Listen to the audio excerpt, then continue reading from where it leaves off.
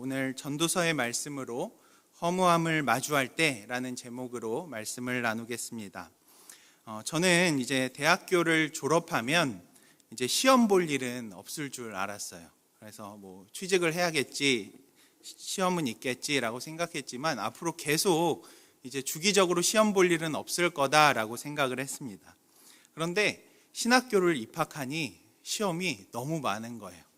중간고사, 기말고사만 있으면 좋은데 매주마다 이제 일명 쪽지 시험 있잖아요. 쪽지 시험이 계속되었어요. 그것도 한 과목만 있는 게 아니라 각 과목마다 거의 다 있었어요.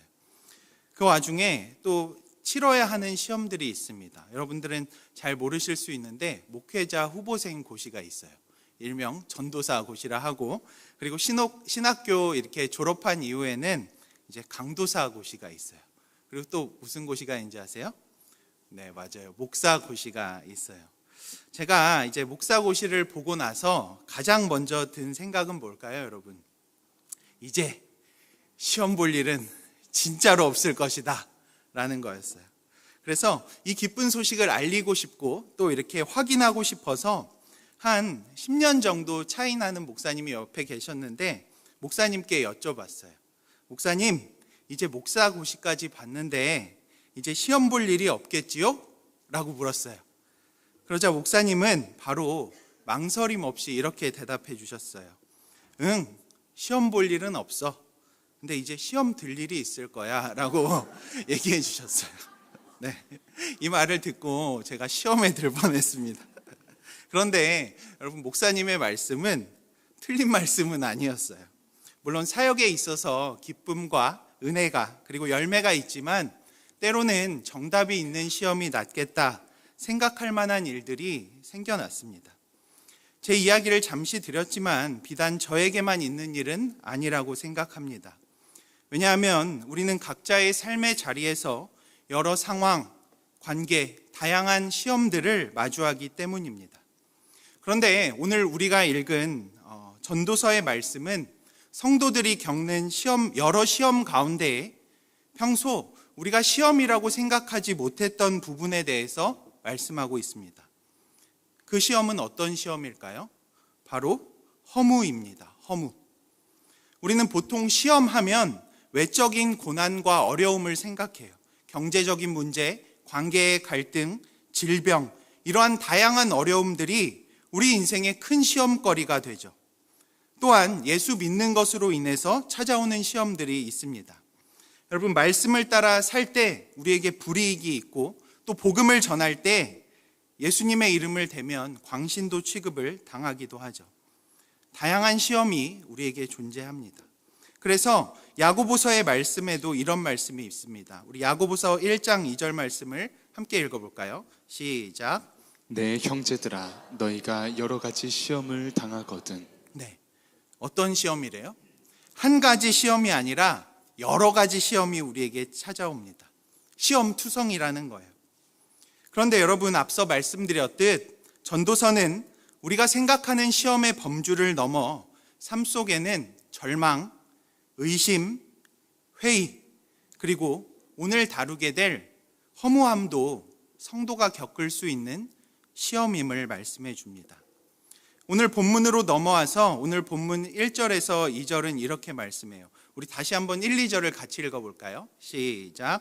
다윗의 아들 예루살렘 왕 전도자의 말씀이라. 전도자가 이르되 헛되고 헛되며 헛되고 헛되니 모든 것이 헛되도다. 여러분, 여기서 읽은 전도자는 누구일까요?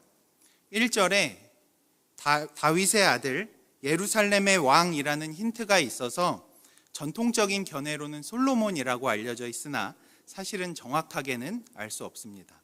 다만 여기서 말하는 전도자라는 단어는 가르치는 자 또는 설교자라는 단어가 의미가 있습니다.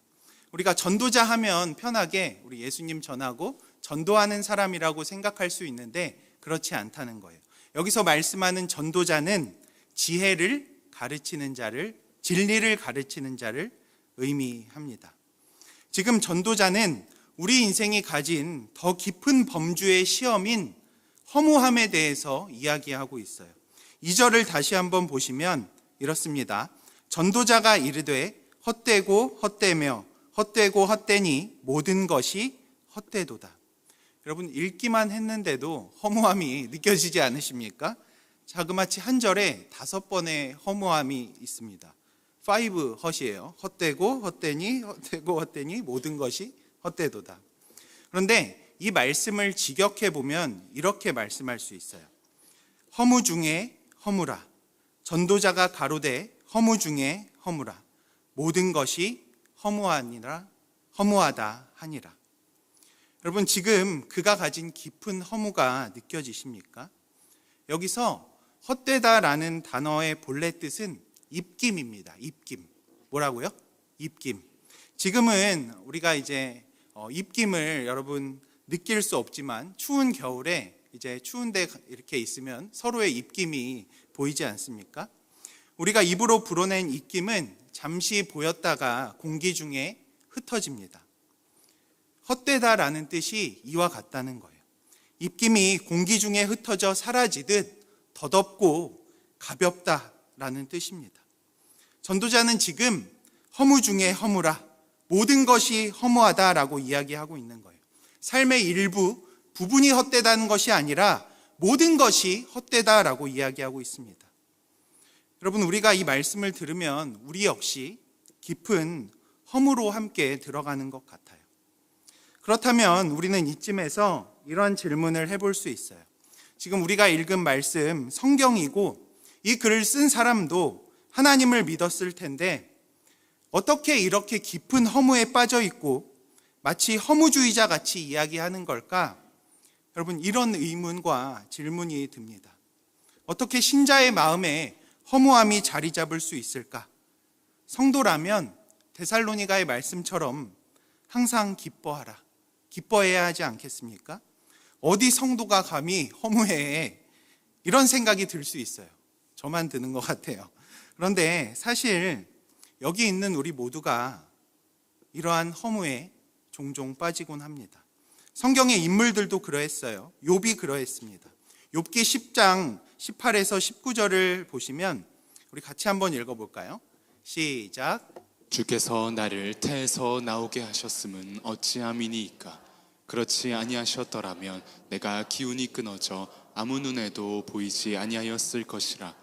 있어도 없던 것 같이 되어서 태에서 바로 무덤으로 옮겨졌으리이다. 네, 지금 이 말씀이 어떤 말씀입니까? 하나님, 나 왜 태어나게 하셨어요?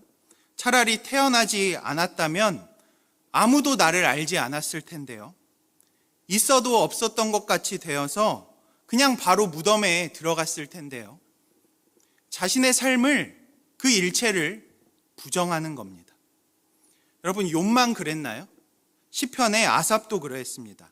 시편 73편 12, 13절을 보시면 볼지어다 이들은 악인들이라도 항상 평안하고 재물은 더욱 불어나도다.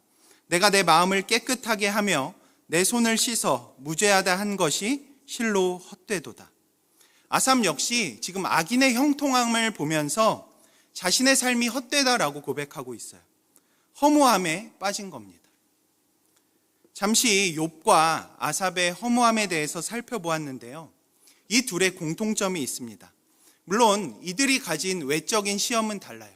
욥은 모든 게 망해갔어요. 건강도 아파오고 가족들도 죽고 모든 재산도 잃고. 그런데 아삽은 이제 악인의 형통을 보며 고난을 받았죠. 그런데 여러분, 이 두 시험에 공통점이 있는데 이 외적인 시험은 결국 그들을 무엇으로 몰아넣냐면 허무함으로 몰아넣습니다. 그리고 이 허무함은 그들을 그 속에 계속 가두려고 합니다. 따라서 여러분, 성도라고 할지라도 우리는 허무함에 빠질 수 있다는 것을 기억해야 합니다. 허무함에 빠지는 건 성도의 모습이 아니야, 이렇게 생각하진 않으셨으면 해요. 사실 오늘 이 말씀을 정한 이유가 있는데요. 최근에 제 마음에도 이런 허무함이 찾아왔기 때문이에요. 어디 목사가 나약하게 이렇게 생각하십니까? 아시는 분은 아실 텐데요. 제가 2년 전 여름부터 몸에 전신에 두드러기가 나기 시작했어요. 정말 갑자기 어느 날부터 나기 시작했고 원인을 찾으려고 이 병원 저 병원 다녔고 계속해서 약을 바꿔가면서 시간들을 보냈습니다. 그런데 결국에 이렇게 잘 나아지지가 않았고 대학병원에서 4주에 한 번씩 면역 주사를 맞는 것으로 이제 지금까지 지내왔어요. 4주씩 맞으면서 점점 상태가 좋아졌습니다. 때로는 이제 좀 우픈데 주사 맞으러 가는 날이 기쁘게 느껴질 정도였어요. 그래서 이제 4주 간격으로 맞다가 이제 좀 좋아지니까 상의해서 5주 간격으로 맞기 시작했어요. 그리고 또 몇 달이 지나서 5주 간격으로 맞던 것이 괜찮아져서 상태가 좋아져서 6주 간격으로 맞기 시작했어요. 그리고 최근에 이제 의사 선생님과 상의해서 6주에서 7주로 늘리기로 했습니다. 그리고 참 기뻤어요. 왜냐하면은 원래는 4주였잖아요. 근데 이제 2달에 한 번만 가면 되니까 참 마음이 편안하고 기뻤어요. 그런데 6주에서 7주 넘어간 사이에 거짓말처럼 어느 날 밤에 이상한 거예요. 네, 막 몸이 간지러운 거예요. 또 빨갛게 됐어요. 그래서 참 마음이 어려웠어요. 그래서 이렇게 다시 병원에 갔죠. 그래서 답답한 나머지 선생님에게 제가 따지듯이 어떻게 방법이 없나요? 꼭 이렇게 살아야 되나요? 라고 물었어요. 그런데 돌아오는 대답 이렇게 말했어요. 없어요. 여기까지가 인간이 할 수 있는 방법이에요. 의사 선생님이 그렇게 얘기하더라고요. 허무하더라고요, 여러분. 힘도 나지 않고 아무것도 하고 싶지 않았어요. 포기하고 싶은 생각들이 드는 거죠. 그냥 주님 빨리 오시면 좋겠다. 그냥 오시면 좋겠다. 그러니까 예수 그리스도의 갈망을 좋은 마음으로 기대하고 이렇게 고대하는 게 아니라 자포자기한 심정으로 이야기하는 겁니다. 그러다가 이렇게 집에서 우연히 한 책을 보았는데 저를 가르쳐 주시진 않았지만 저희 학교 신학교 교수님의 책이었어요. 거기에 이렇게 써 있었습니다. 허무의 정서는 시험당하는 자에게서 발견되는 전형적인 모습과 정서인 것입니다. 따라서 만일 믿는 자가 이런 허무를 느끼면서 점점 더 깊이 빠져든다면 내가 시험을 받고 있구나 생각해야 합니다. 여러분, 믿는 자도 허무에 빠질 수 있어요. 그러나 이 허무가 계속되고 깊어지려 한다면 여러분, 우리는 무엇을 깨달아야 합니까? 내가 시험당하고 있구나라는 사실을 깨달아야 합니다. 저 역시도 이 책을 읽으면서 다시 정신 차려야겠다는 생각을 하게 되었어요. 왜냐하면 계속 땅으로 고꾸라지는 느낌이 들었어요. 허무한 마음이 들고 모든 것을 포기하고 싶은 마음이 들었어요. 낙심이 되고 절망이 되었어요. 여러분, 아무리 사는 것이 힘들고 어려워도 고통스러워도 삶의 의미나 가치를 찾은 사람은 그럼에도 살아가요. 삶의 의미가 그를 지탱해 주기 때문입니다. 그래서 비록 지금의 삶은 어렵지만 내일을 바라보고 소망을 가지고 살아갈 수 있게 되죠. 그러나 허무함은 이러한 삶의 의미를 다 앗아가 버립니다. 낙심을, 절망을 남겨주죠. 그래서 뭘 해도 소용이 없다는 고백이 나오는 거예요. 오늘 본문 3절 다시 한번 보시면 이렇게 말해요. 해 아래서 수고하는 모든 수고가 사람에게 무엇이 유익한가? 여러분, 여기서 무엇이 유익한가라는 단어의 의미는 남는가, 남는다, 남다라는 의미가 있어요. 그러니까 이 문장을 다시 한번 말씀드리면 사람이 해 아래에서 이 땅에서 수고하며 살아가지만 도대체 무엇이 남는가? 무엇이 건질 게 있는가? 라는 물음이에요. 그런데 더 안타까운 사실은 뭔지 아십니까? 이러한 물음에 반문하며 이것이 남습니다. 이것이 유익합니다. 긍정적인 대답을 할 수 없다는 거예요. 이것이 바로 허무한 우리네 인생입니다. 여러분도 아마 이러한 허무함을 한 번쯤은 겪어보셨으리라 생각돼요. 너무 힘들어서 너무 고통스러워서 나는 왜 이렇게 살아야 하지? 이렇게 사는 게 무슨 의미가 있지? 아등바등 애쓰며 살아가지만 아무것도 소용이 없는데, 남는 게 없는 것 같은데, 이런 마음이 든 적 있지 않으십니까? 그러다가 조금 시간이 지나면 어떤 마음이 드는지 아십니까? 아니, 예수 믿으면 복 받는다면서 삶이 하나도 안 변하네? 나아질 기미가 보이지 않네? 하나님 믿는 게 어떤 의미가 있어? 라는 마음이 우리의 마음을 지배하기 시작해요. 허무함이 신앙 안으로 침투하기 시작하고 허무함의 화살이 결국 하나님께로 향하는 일들이 생겨납니다. 여러분, 허무함이 우리에게 시험이 되는 이유가 여기에 있어요. 사탄은 우리 마음이 계속 허무함에 머물러 있기 원해요. 왜일까요? 계속 허무함에 머물면 우리의 믿음이 무너지니까요.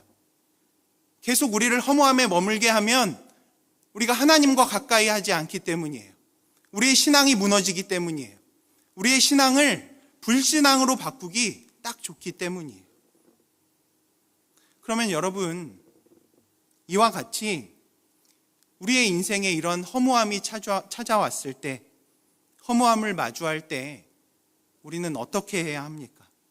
힌트가 오늘 본문 3절에 있어요. 3절을 한번 같이 읽어볼까요? 시작. 해 아래에서 수고하는 모든 수고가 사람에게 무엇이 유익한가? 여러분, 답을 찾으셨습니까? 어떻게 해야 하나요? 네, 표정들이 다 답을 못 찾은 표정들이신데 사실 직접적인 답은 없어요. 그러나 지금 이 3절 한번 다시 띄워줘 보실래요? 3절에 해 아래서 수고하는 모든 수고가 사람에게 무엇이 유익한가? 이 말씀은 여러분 우리에게 분명히 말해요. 뭘요? 우리가 해 아래 살아가는 이 땅에서는 답을 찾을 수 없다. 무엇이 유익한가? 무엇이 남는가? 해 아래는 답이 없다라고 이야기하는 거예요. 그렇기 때문에 3절 말씀은 우리 인생이 허무함이 찾아올 때 우리가 무엇을 지향해야 하고 누구를 바라보아야 하는지 그 길을 제시합니다. 해 아래 세상, 이 땅을 지향하고 바라보는 것이 아니라 하늘을 바라보고 결국 하늘 아버지, 하나님 아버지를 찾아야 한다는 것을 말씀해 줍니다. 그래서 전도서 12장 13절은 이렇게 말해요. 일의 결국을 다 들었으니 하나님을 경외하고 그의 명령들을 지킬지어다. 이것이 모든 사람의 본분이니라. 여러분, 이 말씀은 전도서의 결론과 같은 말씀이에요. 오늘 지금 우리가 살피는 1장부터 시작해서 전도서의 내용은 계속적으로 이것도 허무하고 저것도 허무하고 다른 것도 허무하다. 계속 허무하다고 이야기해요. 그러나 마지막에 가서는 뭐라고 이야기하죠? 하나님을 경외하고 그의 명령들을 지킬지어다. 이것이 모든 사람의 본분이니라 라고 이야기합니다. 결국 허무한 우리의 인생의 답은 다른 어떤 곳에 있지 않아요. 어디에 있나요? 하나님께 있다는 거예요. 앞서 제가 욥의 이야기를 했고 시편의 아삽의 이야기를 했어요. 잠시만 아삽의 이야기를 더 해드리면 그는 허무함에 갇혔어요. 왜죠? 하나님을 멸시하는 악인은 이 땅에서 형통한 거예요. 그런데 하나님을 경배하는 자신의 삶은 고난이 계속되고 고난투성이에요. 그래서 그는 이렇게 고백하는 거예요. 내 마음을 깨끗하게 한 것, 즉 하나님 뜻대로 살아간 것이 헛된 것 아니야 라고 고백해요. 허무함을 쏟아내요. 그리고 이 말도 안 되는 상황을 이해해 보려고 부단히 애썼습니다. 그런데 알 수 없어서 내게 심한 고통이 되었다라고 얘기해요. 그런데 반전이 일어나요. 언제 반전이 일어납니까? 16절, 17절, 시편 73편 16, 17절에 내가 어쩌면 이를 알까 하여 생각한즉 그것이 내게 심한 고통이 되었대요. 그런데 언제 반전이 일어나죠? 하나님의 성소에 들어갈 때에야 그들의 종말을 내가 깨달았나이다.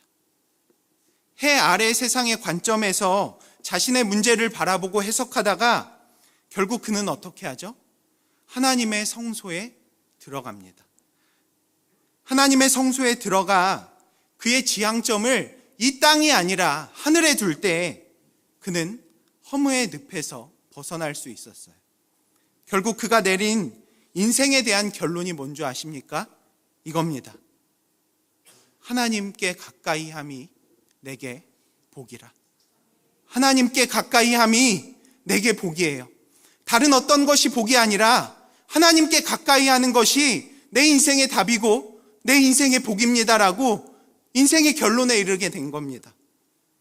지금 이야기한 전도서의 결론과 아주 잘 맞닿아 있습니다. 주 안에서 사랑하는 성도 여러분, 혹시 삶의 고통 가운데 허무함을 느끼고 계십니까? 혹시 깊은 허무함 속에 빠져 있는 분 계십니까? 앞서 말씀드렸지만 성도도 허무함에 빠질 수 있어요. 시험에 들 수 있어요. 그런데 우리 성도는 거기에 머물러서는 안 됩니다. 하나님께서 우리에게 원하시는 것은 너네 허무해하면 큰일 나가 아니라 그 깊은 허무 속에서도 우리가 고개를 들어 하나님을 바라보기 원하십니다. 하나님을 향하기 원하시는 거예요. 종종 제가 읽는 책이 있어요. 오늘 책 인용을 많이 해서 목사님 책 많이 보다 하실 수 있는데 오해하진 않으셨으면 좋겠어요. 저는 책을 그리 좋아하진 않아요. 기도의 골짜기라는 책이 있어요. 청교도들의 기도를 엮어서 만든 책이에요. 그래서 저는 종종 제 기도가 빈약할 때가 참 많지만, 그리고 감정적이기만 하고 또 어떤 기도를 해야 될지 모를 때 이 책의 기도문을 읽곤 해요. 그 중에서 저는 책의 맨 앞에 있는 서시를 좋아하는데 전에도 이 부분을 인용한 적이 있어요. 그런데 오늘 말씀과 너무 잘 맞아 떨어져서 전문을 여러분과 함께 나누고 싶어요. 그리고 말씀을 정리하고 싶습니다. 제목은 환상의 골짜기입니다. 환상의 골짜기. 제가 먼저 읽어드릴게요. 높고 거룩하시며 온유하고 겸손하신 주님, 주께서 나를 이 환상의 골짜기로 데려오셨습니다. 내가 여기 낮은 데 살지만 높은 곳에 계신 주님을 봅니다. 내가 여기 죄악의 산에 둘러싸여 주님의 영광을 봅니다. 나로 하여금 내려가는 길이 올라가는 길이며 상한 마음이 치유된 마음이며 뉘우치는 영이 기뻐하는 영이며 회개하는 영혼이 승리하는 영혼이며 아무것도 가지지 않은 것이 모든 것을 소유한 것이며 십자가를 지는 것이 면류관을 쓰는 것이며 주는 것이 받는 것이며 어두운 골짜기가 계시로 빛나는 곳이라는 진리를 배우게 하소서. 이제부터 같이 함께 천천히 고백해 볼까요? 이 뒤에 부분이에요. 같이 한번 천천히 고백해 볼게요. 주님, 깊은 우물 속에서는 낮에도 별들이 보이니 우물이 깊을수록 주님의 별들은 더 밝게 빛납니다. 나로 하여금 나의 어둠에서 주님의 빛을, 나의 죽음에서 주님의 생명을, 나의 슬픔에서 주님의 기쁨을, 나의 죄에서 주님의 은혜를, 나의 가난에서 주님의 부요를, 나의 골짜기에서 주님의 영광을 발견하게 하소서. 아멘. 주 안에서 사랑하고 또 더욱 사랑하기 원하는 성도 여러분, 여러분이 가진 고난의 깊은 골짜기, 허무의 골짜기에서 빛이신 그분을 바라보기 원합니다. 하나님 앞에 나아가기 원합니다. 그때 하나님 그냥 우리를 두지 않으실 거예요. 반드시 건지실 겁니다. 그리고 그렇게 우리는 우리에게 주어진 시험을 이기고 허무가 주는 깊이와는 비교할 수도 없는 하나님의 깊은 은혜와 하나님의 부요한 은혜를 반드시 경험하게 될 거예요. 그렇기 때문에 여러분, 어둠이 깊어지면 깊어질수록 우리의 시선을 돌려서 하나님을 향하세요. 하나님을 바라보세요. 빛이신 그분께로 향할 때 반드시 하나님께서 우리에게 허락하시는 은혜가 있을 거예요. 이러한 은혜가 저와 여러분의 삶에 간절히 있기를 원합니다. 허무에 계신 분들이 있다면 고개를 돌려서 하나님을 바라보세요. 그리고 나는 아직 그렇지 않은데요. 예방주사예요. 예방주사. 그때에 하나님을 바라보겠노라 고백하는 저와 여러분의 삶이 되시길 간절히 축복합니다.